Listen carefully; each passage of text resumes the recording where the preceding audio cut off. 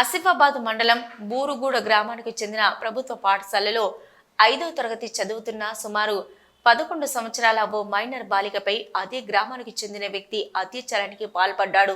పాఠశాల అనంతరం విద్యార్థులంతా ఇంటికి వెళ్లేందుకు సిద్ధమవుతున్న తరుణంలో ఒంటరిగా వెళ్తున్న విద్యార్థిని గమనించి యువకుడు మద్యం మత్తులో బాలికను తన ఇంటికి బలవంతంగా తీసుకెళ్లి ఇంటి లోపల అఘాయిత్యానికి పాల్పడగా అటుగా వెళ్తున్న గమనించిన ఇద్దరు వ్యక్తులు స్థానిక పోలీసులకు ఫిర్యాదు చేయడంతో సంఘటన స్థలానికి వచ్చిన పోలీసులు నిందితుని పోలీస్ స్టేషన్ తరలించారు. అనంతరం బాలికను వైద్య పరీక్షల నిమిత్తం ఆసుపత్రికి తీసుకెళ్లారు. బాధిత కుటుంబ సభ్యులు ఇచ్చిన ఫిర్యాదు మేరకు నిందితునిపై రాత్రి కేసు నమోదు చేసినట్లు పోలీసులు తెలిపారు.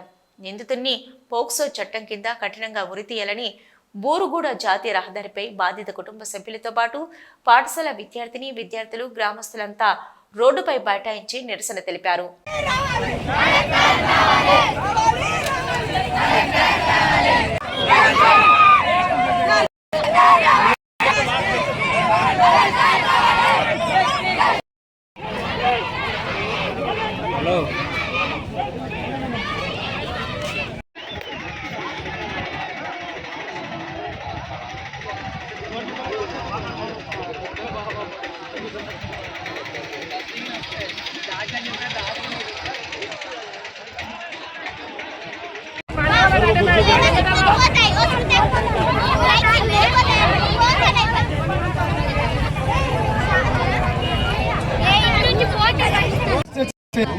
నేను ఇక్కడే ఉన్నా.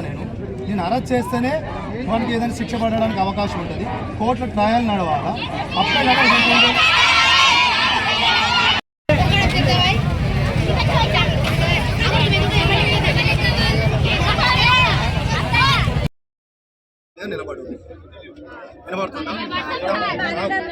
మీరు నిలబడండి చెప్తాను కదా.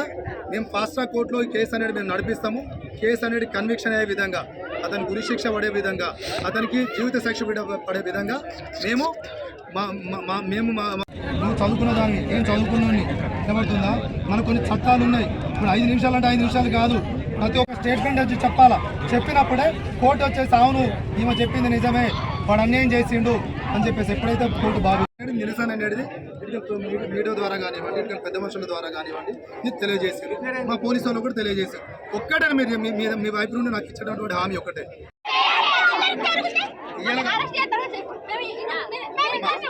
ఇక్కడ గుర్తుపెట్టుకో, ఇప్పుడు ఇంతమంది ఉన్న తర్వాత నేను ఒక station house officer, law and order సమస్య వచ్చినప్పుడు నేను ఇక్కడ నేను ఎక్కడంటే ఏ విధంగా ఉండగలుగుతున్నాను. కేసులు దాదాపు ఒక 10 ఈ 3-4 సంవత్సరంలో మన దగ్గర ఉన్నటువంటి జడ్జి గారు దాదాపు ప్రతి ఒక్కరికి లైఫ్ ఈ మొన్న అయితే నెల క్రితం వచ్చేసేసి మొత్తం యావజ్జీవ కారాగార శిక్ష వేసింది. అంటే ఏంటిది, చట్టాలు తీవ్రంగా ఉన్నాయి, సాక్ష్యాలు చెప్పటోళ్ళే కావాలా.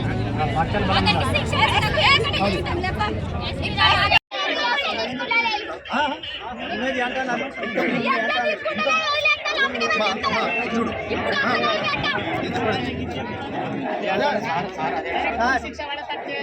ఒకటి అదే చెప్తారా కదా, దీనికి కొద్ది టైం అదే చెప్తారా. వీళ్ళ సాక్ష్యాలు ఎంత గట్టిగా ఉంటే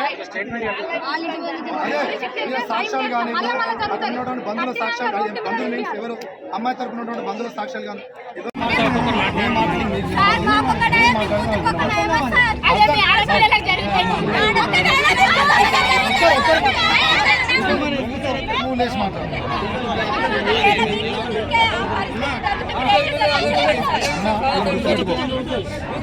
మనము భారతదేశంలో ఉన్నాము, మనకు చట్టాలు ఉన్నాయి. మనము చట్టాలను మనం ఖచ్చితంగా మనం గౌరవించాలి. ఇంకోటి, ఇప్పుడు మనకి పోక్సో కేసు ఉన్నది. ఇప్పుడు మనకు కొత్త చట్టం వచ్చింది. ఈ కొత్త చట్టం ప్రకారం మనకి ఉరి శిక్ష కానివ్వండి, లేకపోతే యావజ్జీవ కారాగార శిక్ష, లైఫ్ శిక్ష కానీ పడుతుంది ఎవరైతే ఇస్తారు కదా.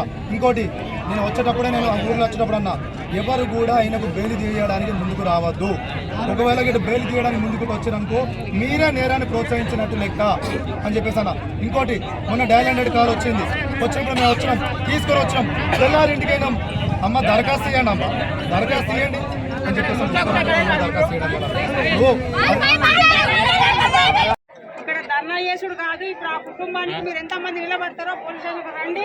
అక్కడ మీరు ఆమె తరపున మీరు మాట్లాడండి. సాక్షాత్ ఇదో అక్కడమ్మా మీరు పోలీస్ స్టేషన్లో రానవసరం లేదు, మేమే మీ దగ్గరకు వస్తాం, మీరు ఏడికి రమ్మంటే అడుగుతాం. ఇప్పుడు ఒకటి ఒక నిమిషం, ఇప్పుడు మీరు ఇంతసేపు ఉండరమ్మా, ఇంతసేపు అటు సైడ్ మనకి ఏదైనా ఏది అంబులెన్స్ వస్తుంది.